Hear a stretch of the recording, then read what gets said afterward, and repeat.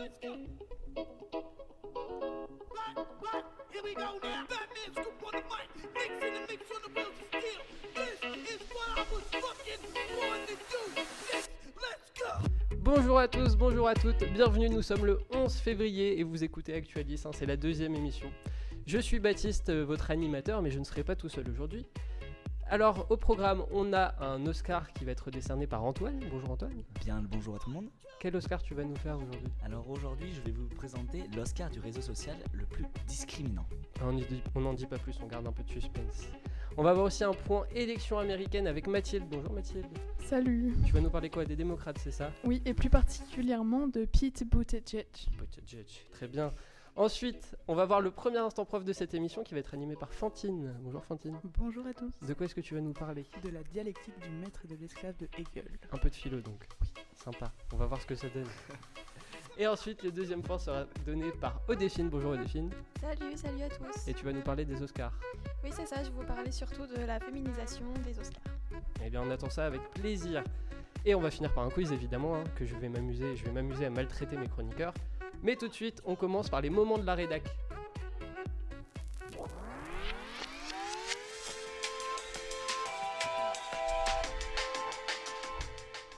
Et je vais ouvrir le bal puisque je vais vous parler un petit peu de sport. Alors ça a été un week-end important sportivement et on va commencer par les victoires françaises. Une victoire d'abord de l'équipe de France féminine de basket qui a validé sa qualification pour les Jeux Olympiques 2020 à Tokyo. Les Bleus ont gagné leurs 3 matchs la semaine dernière, le premier face à l'Australie, puis le Brésil et Porto Rico. Alors pour se qualifier, il fallait terminer dans les 3 premiers sur 4, donc rien d'insurmontable, mais les Françaises l'ont fait avec la manière, et on peut dire que c'est prometteur pour les JO. Deuxième victoire pour les rugbymen français dans ce tournoi des 6 nations. Après avoir triomphé contre les Anglais vice-champions du monde, l'équipe de France a battu l'Italie avec bonus offensif, c'est-à-dire que l'équipe de France a marqué plus de 4 essais dans le match. C'était pas leur meilleur match, mais ça fait quand même plaisir de voir une belle équipe de France après peut-être 4 ou 6 ans de disette, on peut le dire, et qui est pour l'instant leader de ce tournoi des 6 nations, égalité avec l'Irlande. Et maintenant, on va passer, j'avoue que je préfère cette partie-là, on va passer à la partie FF Loose de cette chronique. Un premier record est tombé, le record du saut à la perche en salle qui était détenu par... Quelqu'un là ? Renaud Lavillenie. Exactement. Un record à 6,16 m qui a été battu par le très jeune Armand Duplantis, 20 ans, qui l'a surplombé d'un tout petit centimètre, donc à 6,17 m. Et l'intéressé l'a plutôt pris avec le sourire, alors qu'il a appris la nouvelle en pleine compétition à Rouen. Et une deuxième personne est tombée, ça c'est un peu plus mythique. C'est notre roi du judo français Teddy Riner qui a perdu son premier match. C'est le premier match qu'il perd depuis 2010. Après 154 matchs sans défaite, rendez-vous compte, il s'est incliné contre le japonais Kokoro Kageura à Bercy. Et le principal intéressé l'a plutôt bien pris aussi. Il s'est senti un peu plus léger avant les JO qui arrivent. D'ailleurs, en parlant de ça, est-ce que vous pensez qu'il a quand même une chance de remporter la médaille d'or aux JO ? Ouais. Ou est-ce que ça l'affaiblit ? Il va se remettre en question. On a confiance en lui ? Oui, Ça va bien se passer. Et voilà, c'était la fin de ce petit point sport. Et maintenant, c'est Fantine qui va nous parler des problèmes de plomberie au Brésil, c'est ça ? En effet, c'est un véritable vaudeville brésilien aquatique qui a commencé il y a peu de temps après les fêtes de la nouvelle année. Depuis plus d'un mois, 9 millions d'habitants ne sont plus desservis en eau douce, mais en boue. La compagnie régionale des eaux, CDA, explique qu'il s'agit d'une contamination à la molécule géosmine. Si on se renseigne un peu, on apprend que la molécule est inoffensive, mais qu'elle adore se développer dans les eaux particulièrement sales. On en conclut donc que l'eau distribuée l'est. En tout cas, dès le lendemain, c'est le branle-bas de combat. La CDA, le gouvernement de l'État, emploient tous les moyens à leur disposition pour rétablir la situation. Non, en fait, pas du tout. Il va falloir attendre 15 jours d'eau trouble avant que la compagnie se décide à utiliser un charbon actif afin de dissoudre la molécule. Et le gouverneur annonce que dans une semaine maximum, tout sera rétabli. Chimère encore. Si l'eau est redevenue transparente dans une bonne partie de l'État, un goût et une odeur de terre perdurent. Lundi 3 février, nouvel épisode de cette crise de l'eau ubuesque. Des traces de détergents sont détectées et la distribution d'eau cesse tout simplement. En plein été, c'est la chasse à l'or bleu qui s'engage. Les supermarchés approvisionnés en eau sont submergés par des vagues de consommateurs prêts à se battre pour les précieuses bouteilles, parfois dès la sortie du camion. Cette crise pourrait s'expliquer par une profonde désorganisation de la compagnie qui est en cours de privatisation, après un accord signé en 2017 avec le gouvernement fédéral, lui aussi en crise. Un accord dans le but de renflouer les caisses de l'État. Mais rétablir la situation risque de coûter beaucoup plus cher. Le carnaval de Rio, qui a lieu le 26 février prochain, s'annonce donc déshydraté. C'est donc le célèbre slogan des Cariocas qui est à l'ordre du jour jusqu'à la sortie de la crise. rire pour ne pas pleurer. Et ça, le Brésil sait le faire depuis un certain moment maintenant. Et c'est bien triste. On espère que ça va se rétablir quand même plus vite et que ça va pas avoir d'impact sur le carnaval. Ce serait sympa. Ce serait plutôt bien. Pour que Neymar en profite. Ah oui. Il faut qu'il soit quand même performant parce que là on l'attend sur les prochains matchs. Déjà qu'il n'a pas joué contre Lyon, ce qu'il n'a pas manqué à son équipe, on peut le dire. À mon plus grand malheur. On va continuer, on va revenir un peu sur la réforme des retraites et Mathilde va nous parler des quelques tout petits amendements qui ont été déposés sur ce Oui, projet de loi. rien de grave. Donc le texte sur la réforme des retraites est arrivé à l'Assemblée nationale pour être étudié par une commission. Le seul problème, c'est que les amendements sont au nombre de 22 000, Rien que ça. c'est-à-dire donc les modifications proposées par des membres de l'Assemblée nationale qui siègent à cette commission. Parmi ces 22 000 amendements, 19 000 ont été déposés par la France insoumise et leur but, ralentir le processus législatif. Hier, il leur restait environ 15 000 amendements à examiner et la date limite c'est demain, donc il est très probable que le texte soit réexaminé en entier. Il leur aurait fallu environ 2 semaines, nuit et jour, pour tout examiner dans de bonnes conditions. Et le gouvernement a justement fixé des délais pour que ce ne soit pas jouable, c'est ça? Tout à fait. Super. Un bon projet qui risque d'aboutir pleinement d'ici peu. Antoine va nous emmener dans le nord de l'Europe maintenant pour nous parler de congés maternité et paternité, c'est ça? Et oui, chez nos voisins scandinaves. Alors l'actualité qui m'a marqué cette semaine, c'est en effet les congés parentaux en Finlande. En effet, le nouveau gouvernement finlandais de centre-gauche, dirigé par Sanna Marin, a affirmé la semaine dernière que la durée du congé paternité deviendrait le même que celui du congé maternité dès l'année 2021. Cette durée donc s'étendra à près de 7 mois et l'autre parent pourra bénéficier de la moitié de cette période à peu près. Pourquoi faire cela? Alors 2 réponses peuvent être apportées à cette question. La première, c'est que cela permettrait d'avoir une meilleure égalité entre les parents, égalité de sexe bien sûr. Et la deuxième réponse, ça serait que il y a un problème dans le pays actuellement, c'est que le taux de natalité est trop bas. Donc il faut absolument stimuler ce taux de natalité qui a diminué d'environ 1/5 en 8 ans, de 2010 à 2018. Ce système peut être considéré comme un exemple pour la France, notamment sur la question de l'égalité des sexes, car en effet en France les congés maternité peuvent s'étendre de 16 à 46 semaines selon les situations, alors que pour les congés paternité, la durée s'étend de 11 à 18 jours. Rien que ça, c'est vraiment c'est tout petit en comparaison. Et ça dénote un peu avec ce qu'on a en France en ce moment, c'est-à-dire le projet de loi retoqué par LREM sur le congé post-mortem, ouais, on va dire. post-mortem, ouais. Voilà. Donc deux poids, deux mesures et deux gouvernements, deux mesures, on peut le dire. Maintenant, c'est Odéphine qui va conclure ces moments de la rédac en nous parlant d'une journée qui met en lumière les femmes scientifiques. Oui, c'est ça. Alors aujourd'hui, c'est le 11 février. Et donc, c'est la journée internationale des filles et des femmes de la science. Donc, cette journée, elle existe depuis 2015. Et c'est l'UNESCO et l'ONU Femmes qui sont à l'origine de sa création. Et donc, à cette occasion, il y a eu aujourd'hui un événement à l'UNESCO avec une table ronde animée par des femmes, dont certaines sont boursières d'un programme pour les femmes et les sciences, notamment en Afrique subsaharienne et en Serbie. Et donc elles parleront des solutions pour réduire l'écart entre les genres dans les sciences. Alors le but de cette journée, c'est de lutter contre la sous-représentativité des femmes dans les sciences. Pour rappel, 30% des chercheurs dans le monde sont des femmes. Alors pour rendre les femmes plus visibles dans le domaine des sciences, l'UNESCO propose de les accompagner dans des formations scientifiques, mais aussi de promouvoir la participation pleine et équitable des filles et des femmes dans les domaines des sciences. Alors comme ça sonne surtout comme des belles promesses, mais l'UNESCO a créé un programme pour rendre ça plus concret avec le prix L'Oréal UNESCO qui récompense une femme par continent et des bourses nationales qui ont été distribuées dans plus de 115 pays. Donc c'est aussi l'occasion de promouvoir la diversité. Aujourd'hui, donc, on a célébré les femmes scientifiques, mais c'est pas quelque chose qui doit se fêter une fois par an et après on oublie. Donc pour finir, je tiens juste à rappeler que c'est Marie Curie, la seule femme qui a remporté un prix Nobel dans les 2 domaines distincts qui sont la physique et la chimie en 1903 et 1911. C'est ça, et l'égalité des sexes dans tous les domaines, c'est tous les jours. C'est ça, exactement. C'est pas un jour précis. Merci à tous pour ce petit tour d'infos et on passe tout de suite à l'Oscar de la semaine.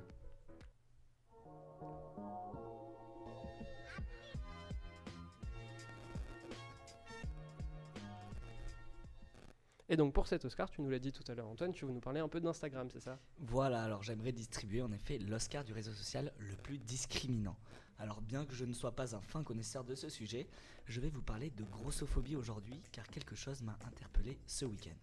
Je ne sais pas si vous avez entendu parler de Leslie Barbara Butch, mais elle était dans l'actualité récemment et notamment ce dimanche 7 février. Cette dernière, DJ parisienne mais également fat activiste, c'est-à-dire activiste contre la grossophobie, a fait la une du numéro de Télérama intitulé « Pourquoi on rejette les gros ?» Elle pose nue, mais la photo signée Jérôme Bonnet est d'une pudeur extrême. Cadré juste au-dessus de la taille, le mannequin cache sa poitrine avec son bras. Néanmoins, la photo a été censurée sur Facebook et Instagram pour cause de nudité. Cela va même plus loin car sur Instagram, le compte de Leslie Barbara Butch a lui aussi été bloqué après qu'elle ait tenté de repartager cette photo dans sa story. Entre transports publics peu équipés pour ces personnes et hôpitaux dans lesquels le matériel technique n'est pas adapté, par exemple seulement 2 hôpitaux publics à Paris proposent des IRM version XXL selon le journal Télérama, la grossophobie est déjà présente au quotidien en France. Néanmoins, Instagram n'arrange pas la situation. En effet, il semblerait que ce réseau social promeuve une sorte de standard de corps. Il suffit d'aller voir par exemple certains comptes, comme le compte certifié de David Belmer, pour se demander comment les algorithmes de ce réseau social fonctionnent. Sur ce compte, de nombreux mannequins femmes, minces, sont exposés de manière beaucoup plus obscène entre guillemets, voire même des fois de façon sexualisée dans certains posts, et pourtant aucun signe de censure. Ce n'est pas la première fois que cela arrive sur ce réseau social, c'est pourquoi déjà en 2019, de nombreuses utilisatrices du réseau social s'étaient révoltées contre Instagram, car l'hashtag grosse avait été censuré d'Instagram. Mais pourquoi ? Car selon Instagram, les publications contenant les mots ou tags grosse encouragent souvent un comportement pouvant nuire ou conduire au décès. Bien que cette politique soit appliquée également pour les mots dépression, anorexie ou autre, dans cette situation, il n'est pas question de maladie. Après une mobilisation des utilisateurs, l'hashtag a été réutilisable et Instagram s'était excusé en reconnaissant une erreur. Comment agir contre ce type de discrimination ? Eh bien, il semble que la façon la plus efficace et la plus adaptée, c'est de combattre cette discrimination au sein même du réseau social. C'est donc pourquoi de nombreux mouvements ont éclos sur les réseaux sociaux. On peut parler du body positive, dans lequel les utilisateurs se disent fiers de leur corps et l'affichent sans complexe, mais également du mouvement de Ashley Graham, mannequin grand de taille, qui consiste à s'affirmer tel que l'on est, car chacun a ses qualités et ses défauts. Elle parle des sujets tabous pour justement ne plus avoir honte de ses propres faiblesses dans son podcast Pretty Little Big Deal Pod. Il apparaît donc nécessaire que les personnalités publiques prennent les choses en main, car leur influence peut permettre de faire évoluer les mentalités. Et c'est incroyable quand même, cette censure du hashtag, c'est... Mais il y avait déjà le cas en plus aux États-Unis avec le mot curvy qui avait été supprimé, qui veut dire courbe. D'accord, donc oui, c'est vraiment, il s'y oppose quoi. Voilà.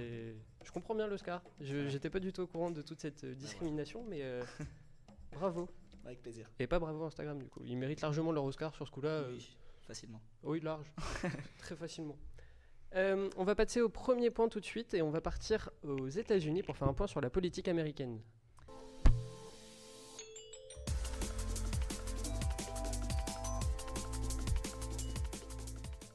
Alors Mathilde, tu vas nous parler des primaires démocrates. Tout à fait. Et je voudrais parler plus particulièrement d'un candidat qui monte dans les sondages, qui s'appelle Pete Buttigieg. Donc il est membre du Parti démocrate et il ne faisait pas vraiment partie des favoris comme Bernie Sanders ou Joe Biden. Mais il y a une semaine, à la grande surprise des médias, il a remporté l'élection primaire démocrate dans l'Iowa, suivi de près par Bernie Sanders. Mais qui est ce Pete Buttigieg qui affole tant les médias américains ? Il a 38 ans, peut-être un peu jeune, me direz-vous, surtout comparé à la moyenne d'âge des 4 derniers présidents américains qui est de 55 ans. Mais son jeune âge n'est pas un frein à son niveau d'expérience puisqu'il a étudié les sciences humaines pendant 4 ans à Harvard, puis à l'université d'Oxford jusqu'en 2007. Il devient alors consultant en stratégie dans une société de conseil auprès des directions générales des grandes entreprises. Ensuite, il a servi dans la marine en Afghanistan et à son retour, il s'engage dans la politique et finit par être élu maire de South Bend dans l'Indiana en 2011. Après avoir été réélu en 2014 avec 80% des voix, donc à South Bend, il refuse de se présenter pour un 3e mandat afin de s'engager davantage au sein du Parti démocrate. En avril dernier, il annonce alors sa candidature pour l'élection présidentielle de 2020. Ah oui, j'ai aussi oublié de vous dire qu'il parle 7 langues. Rien que ça. Ça aide.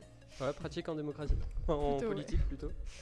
Son programme s'inscrit dans la lignée du Parti démocrate, évidemment, mais il se veut plus jeune et progressiste. Il défend la cause environnementale, propose une assurance santé universelle alliant public et privé et soutient la cause LGBT. Mais malgré un portrait prometteur, les polémiques fusent. En effet, son orientation sexuelle, puisqu'il revendique ouvertement son homosexualité, pose problème pour certains citoyens de l'Amérique profonde, très réfractaires au changement. Son jeune âge est également un argument de ses concurrents, surtout chez les républicains. Mais rien n'est gagné pour Pete, puisqu'il reste encore beaucoup de temps avant la fin des primaires démocrates. On attend donc le 16 juin avec la dernière primaire à Washington DC pour voir si Pete est un candidat prometteur et rassembleur comme le présente sa campagne. Et c'est très jeune, on l'a dit, 38 ans, sachant que l'âge minimum requis pour pouvoir se présenter aux présidentielles américaines, c'est de 35. C'est ça. Donc il est vraiment, c'est le limite. petit genou, c'est l'Emmanuel Macron qui Et se d'ailleurs, présente. oui, il prend exemple sur Emmanuel Macron. C'est vrai, Ouais. bah, c'est parfait. Quelle erreur. Alors, sur la campagne, on va rien dire. Sur la suite, on espère qu'il ne s'opposera pas à autant de choses que notre bon président français. On passe tout de suite à l'instant prof.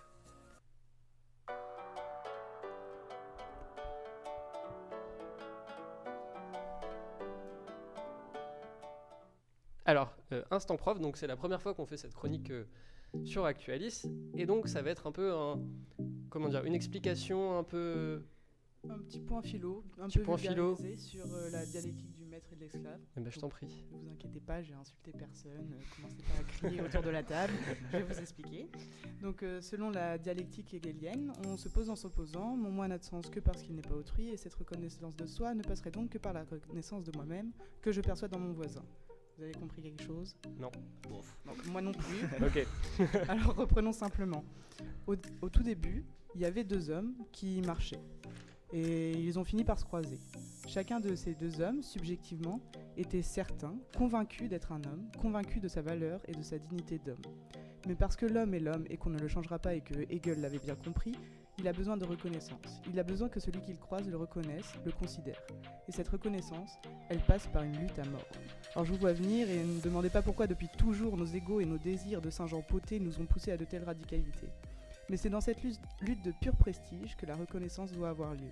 Alors évidemment, s'il est demeure, fin de la dialectique de ma chronique, tirée de rideau, je vous laisse ici. Non, en effet, il faut que l'un des deux cède, qu'il s'avoue vaincu, et ce qui le fera céder, c'est la peur pour sa propre vie. C'est là que naît l'esclave et le maître. C'est là que la dialectique fait sens et que nous pouvons distinguer nos deux protagonistes. Alors si vous m'avez suivi, ce qui fait que le maître est le maître et que l'esclave est l'esclave, c'est que le maître n'a pas peur. À partir de là, l'esclave va devenir pour le maître l'élément de transformation de la nature. L'esclave transforme la nature pour permettre au maître de répondre à toutes les contraintes de la vie et qui va finalement le mettre dans sa condition d'homme, en soi de se la couler douce. Pendant que le maître se prélasse, l'esclave transforme la matière, il la maîtrise peu à peu et il n'a plus peur pour sa vie. Car cette crainte, seule partie rationnelle du début de notre histoire, devient finalement inférieure à sa puissance en tant qu'homme de créer et modifier la nature. Et c'est comme ça que l'esclave transforme sa propre condition physique d'existence. Et la plot twist de la dialectique, chers auditeurs, tenez-vous bien à vos postes de radio, alors que l'esclave reconnaît le maître comme étant un homme, le maître lui reconnaît l'esclave tout au plus comme un animal. Alors comme on se ferait reconnaître par son chien, la reconnaissance que l'esclave a pour le maître ne vaut rien. Le maître est dans une impasse existentielle. Il est en train de perdre, d'autant plus que sa dépendance vis-à-vis de l'esclave l'a rendu esclave lui-même. C'est le retournement de la dialectique. C'est enfin le baisser de rideau pour Hegel, mais il nous reste un épisode. Car le maître, il ne faut pas le sous-estimer, il est rusé.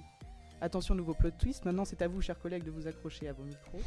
Roulement de tambour, le maître libère l'esclave, surmonte par l'avènement de la dialectique, déjoue les plans d'Hegel et fait de son ancien esclave son nouveau partenaire économique. Alors oui, ça claque, l'esclave est libre et il collabore avec son ancien maître. Mais comme vous vous en doutez, les fins joyeuses, c'est pas du domaine de la philo. Le maître, en libérant l'esclave, le fait salarié. Finalement, le maître, c'est le capitaliste actuel. Il ne peut plus exploiter l'esclave sans le payer. Il décide alors de le salarier, mais le prive de tous les moyens qu'il avait pour s'émanciper. Transformer la nature, prendre conscience de son autonomie et de se révolter. Et l'esclave ne se révoltera pas, car l'esclave ne sait plus qui l'est. Wow. Joyeux. Pas très joyeux, mais Optimiste, non? mais qui montre, ça révèle un peu tout ce qu'on peut voir sur l'esclavagisme, notamment aux États-Unis. Complètement, enfin, aujourd'hui, l'esclavagisme salarié que certaines thèses sont développées Et qu'on a aujourd'hui. maintenant aussi, carrément. L'ubérisation. On va changer un peu de sujet, on va s'éloigner de l'esclavagisme, j'espère, en tout cas. Et on va aller faire un tour sur la cérémonie des Oscars qui s'est déroulée dimanche dernier.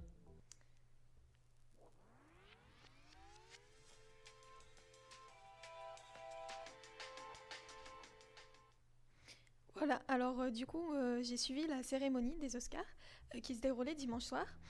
Alors pendant la cérémonie, j'ai vu des robes haute couture, des paillettes, des costumes, des stars de partout. Mais il y a une chose que j'ai pas vue, et pourtant j'ai cherché, hein, mais pas moyen de la trouver, la parité. Entre les nominés du prix du meilleur réalisateur, la parité, elle, avait laissé sa chaise vide, car comme l'avait dit Nathalie Portman en 2018, et les nommés, qui sont tous des hommes, sont, 2 ans plus tard, et bien tous des hommes. En 92 ans, 5 femmes ont été nommées dans la catégorie du meilleur réalisateur. Et la première et unique femme à remporter le prix, c'était en 2010, Catherine Bigelow pour son film Des mineurs. Alors on peut se demander, où sont passées les femmes ? Eh bien on les retrouve majoritairement dans les Oscars récompensant les meilleurs maquilleurs et costumiers. Depuis 2000, Magnifique. 77% des femmes ont obtenu l'Oscar de la meilleure création de costume. Alors, pour Sandrine Brouwer, membre du collectif 50-50, qui a été créé après l'affaire Weinstein et qui œuvre pour l'égalité Weinstein. et la parité dans le monde du cinéma. Presque, J'ai c'est du pas mal. grave. Le réel problème, ce sont les personnes qui composent le collège de l'Académie. En 2019, l'Académie avait fait un effort pour être un peu plus féminine. La moitié des artistes invités à rejoindre l'institution étaient des femmes. Cette initiative était à l'origine des critiques jugeant la composition des collèges trop masculine et trop blanche pour refléter la diversité de la société. Alors l'année dernière, la proportion des femmes au sein de l'Académie est passée de 32 à 25% en 2015. Mais c'est pas encore assez. Et encore une fois, c'est Nathalie Portman qui l'a bien fait remarquer. Lors de la cérémonie, sa robe portait les marques de ses revendications. Une robe noire et dorée, signée Dior, dont les coutures de la cape étaient personnalisées. On pouvait y voir les noms de plusieurs réalisatrices oubliées des nominations. Lulu Wang, Greta Gerwig, Lauren Scafiria, Melina C'est dur les Matsoukas, prénoms. pourtant je les ai relus avant, Marielle Heller, Mati Diop, Alma Harel et Selina Sciamma. Plus tard dans la cérémonie, c'est Laura Dern qui a reçu l'Oscar de la meilleure actrice dans un second rôle pour Marriage Story, qui s'est exprimée en disant « Si je pouvais donner cet Oscar à Greta Gerwig, je le ferais tout de suite ». Nommée dans 6 catégories, Greta Gerwig est repartie avec un seul Oscar, celui de la meilleure création de costume. Bravo. Oh là là. Enfin, n'oublions pas l'ouverture, c'est la chanteuse Janelle Monáe qui a fait le show. Mais elle n'a pas oublié d'évoquer les polémiques, comme le manque de diversité dans la cérémonie. Elle a également revendiqué son identité. Nous célébrons toutes les femmes qui ont tourné des films phénoménaux. Je suis si fière d'être ici en tant qu'artiste noire et queer. Joyeux Black History Month.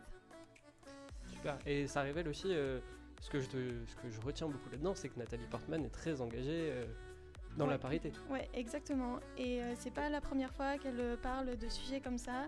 Et donc ça fait plaisir de voir une femme, une icône, qui peut aussi revendiquer des choses comme ça et qui peut porter ses revendications et en parler à tout le monde. Ça va être le porte-drapeau un peu de la lutte pour On peut l'égalité dire des ça, sexes. ouais. Et c'est bien. Et il y a encore beaucoup de travail hein, quand on Ouais. entend les chiffres. Exactement. J'ai ces entendu chiffres. vos réactions. Donc C'est sidérant. Avec Antoine, on était vraiment dépités sur le fait que ce soit que dans des catégories, on va dire, backstage au Ouais, final. c'est ça. Mais c'est terrible. Ouais, c'est une caricature. C'est ça, on est vraiment Tu peux pas faire dans... plus caricaturé que ça. toi. Et on reste dans un peu le vieux cinéma où on mettait pas beaucoup les femmes à l'avant et il faut que ça change maintenant. C'est pour ça qu'il faut les mettre au pied du mur un peu, l'Académie, et Ah, de c'est ça. parler devant eux directement, et- à la télévision, devant des millions de personnes. C'est ça aussi qui marque la... Même quand on voit la situation des ballons d'or, etc. Avec quand Martin Solveig a demandé de faire Ah un oui. twerk à un ballon d'or Oh féminin. là là. Enfin, Mais c'est c'est- choquant. C'est que ça va évoluer avec le temps et Parce avec que- des incidents comme ça qui vont faire bouger les choses, mais on va essayer de les éviter et de faire changer ça vite parce que ça devient lourd. Ouais. Merci beaucoup Delphine. Et maintenant, c'est mon moment à moi. C'est le moment où je vais vous maltraiter un peu. C'est l'heure du quiz.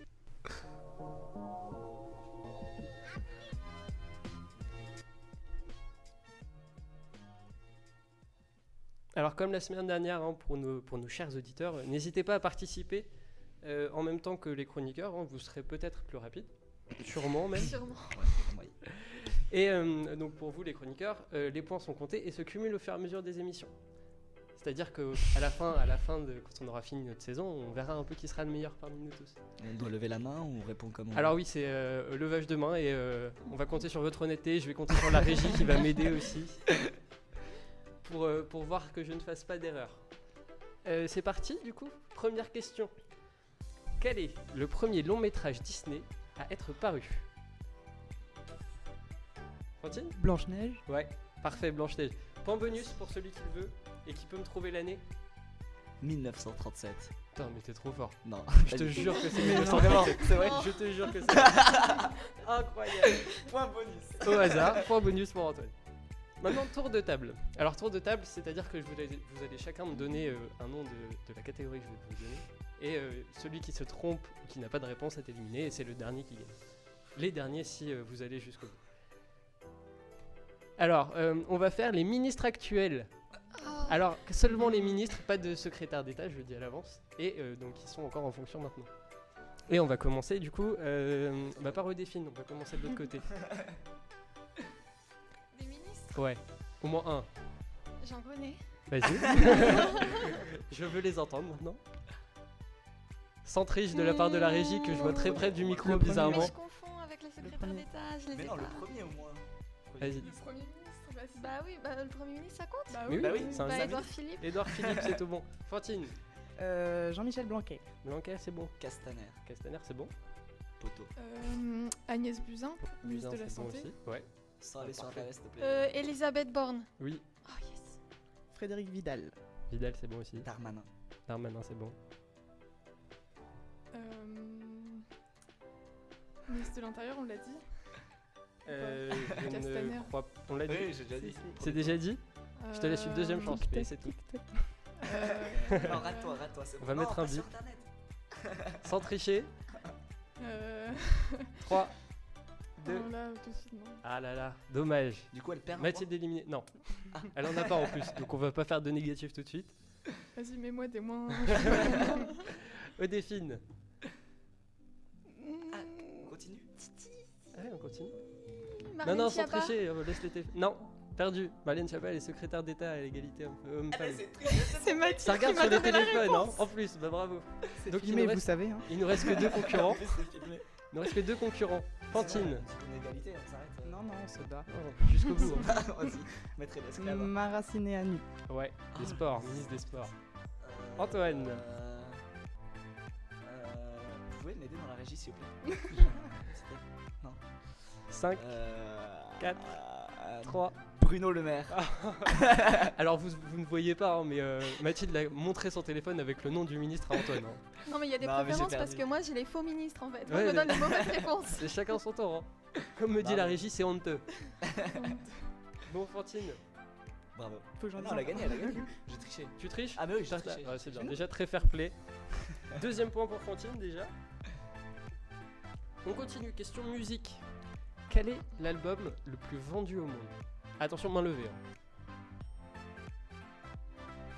Beyoncé. Non, On peut juste dire l'artiste. on va, ouais, Ou je crois. on doit dire le nom de l'album. Si vous avez de l'album avec, je prends. Bah, Michael Jackson. Ouais, Bah oui, c'est Thriller. et l'album et Thriller. Bah oui. Mais c'était- Alors, point bonus aussi si vous voulez. Non.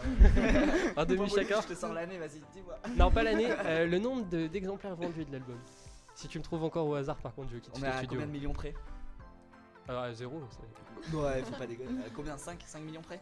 3, allez, 3. 3 millions près? Antoine, je te laisse tenter ta chance en premier parce que si tu l'as, c'est magique. 25 millions. Beaucoup plus. Ah bah oui, je suis bon, c'est aux Ah États-Unis. oui, bien plus. Ah, c'est oui. tout. Bon, allez, je vous le donne, c'est 66 millions d'exemplaires vendus. Donc on est loin des 25. On continue. Quatrième question déjà. Quel est le nom de la chienne qui a voyagé à bord de Sputnik 2? Tu l'as, Fantine? Leila. Ah, presque. Non, enfin c'est un nom russe, Olga. Non, c'est très proche de Leila. Leica. Leica.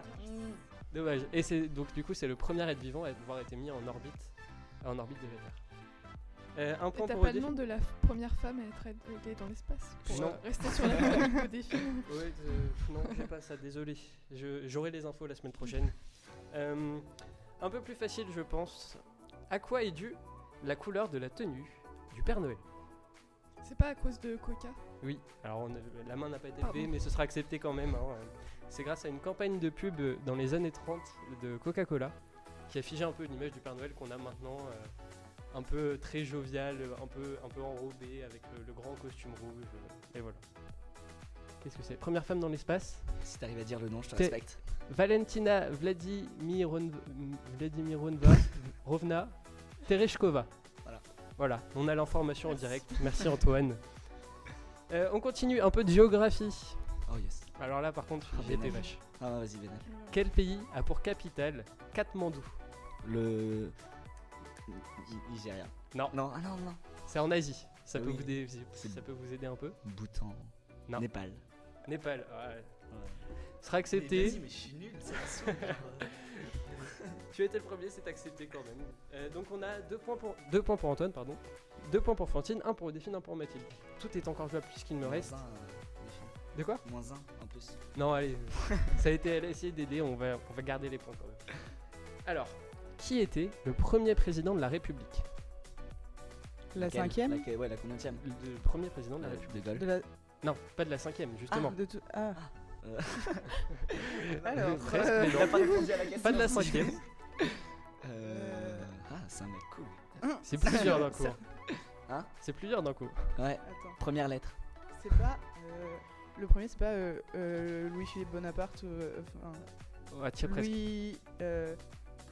Moi je te l'accorde parce que je pense que tu es celle Louis qui s'approchera le Napoléon plus sans aide. C'est Louis-Napoléon Bonaparte Napoléon Bonaparte, oui, forcément. qui a été le premier et c'était, alors pour les petites précisions historiques, je vous les donne quand même, c'était lors de la Deuxième République puisque pendant la Première République il n'y a pas eu à proprement parler de président. Premier ministre. C'était même des consuls, il y a eu des consuls. Et donc c'est en 1848, avant de se faire proclamer empereur en 1852, Par référendum, hein. C'est le peuple qui l'a voulu. qui a voulu le Ouais, oui, l'empereur. c'était par référendum. Plébiscite, mais qui- Ouais, vois. plébiscite. Plébiscite. Ouais, c'est pareil. Les termes sont précis. Alors on parlait de précision, maintenant je veux une estimation. Donc vous allez chacun me donner un chiffre, Oh yes. on va voir lequel est le plus près. C'est du sport. Delphine Fin qui abandonne tout de d'émission. suite. Alors quel est le record? On a parlé de Teddy Riner tout à l'heure. Quel est le record du nombre de matchs sans défaite pour un judoka en catégorie poids lourd? Vous voulez le nom pour vous aider peut-être? Bon, ça va pas nous aider, je pense, mais bon. Yasuhiro Un japonais. Yamashita. Oui, un Ouais, japonais. un japonais. Alors, Mathilde, une estimation. Teddy Riner, je crois que c'est 145, du coup je dirais 180. 180 pour Mathilde. Je l'ai noté. Odéphine, 207. 207. Fantine, 260. 260. Antoine,